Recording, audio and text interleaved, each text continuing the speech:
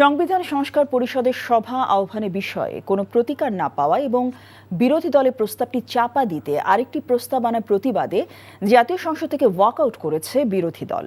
বিরোধী দলীয় নেতা ডাক্তার শফিকুর রহমান ওয়াকআউটের ঘোষণা দিয়ে বিরোধী সদস্যদের নিয়ে সংসদ কক্ষ থেকে বের হয়ে যান। পয়েন্ট অফ অর্ডারে দাঁড়িয়ে বিরোধী দলীয় নেতা শফিকুর রহমান আগের দিন সংবিধান সংস্কার পরিষদের সভা আহ্বান প্রশ্নে মুলতবি প্রস্তাবের কথা তুলে ধরে স্পিকারের উদ্দেশ্যে বলেন, যেহেতু এটি জন আকাঙ্ক্ষার বিষয়, গণভোটের বিষয়, প্রায় 70% মানুষের রায়ের বিষয়, তাই তারা প্রত্যাশা করেছিলেন স্পিকারের মাধ্যমে প্রতিকার পাবেন। এই বিষয়ে কোনো সিদ্ধান্ত না পাওয়ায় ওয়াকআউটের ঘোষণা দেন বিরোধী দলীয় নেতা। যে বিষয়টা নির্বাচনের আগে সরকারি দল বিরোধী দল সবাই একমত হয়েছিলাম, এর সপক্ষে কথাও বলেছি, ক্যাম্পেইন করেছি।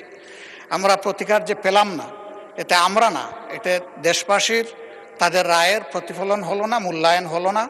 আমরা বিরোধী দলে বসে এই অবমূল্যায়ন আমরা মেনে নিতে পারি না। এই জন্য তার প্রতিবাদে আমরা ওয়াকআউট করছি। আমি অনুরোধ করছি একটু ধৈর্য ধরে অপেক্ষা করেন, নোটিশের বিষয়বস্তু শুনেন, তারপরে আপনারা feel free to walk out. আপনার অ্যাবসেন্সে এই হাউসে এই নোটিশটা পড়া হয়েছে, সংশ্লিষ্ট সদস্য এটা পড়েছেন, আমরা শুনেছি। এই জন্য আমরা বুঝে শুনেই বলছি যে এই দুই কারণেই আমরা এখন ওয়াকআউট করছি। আপনাকে ধন্যবাদ।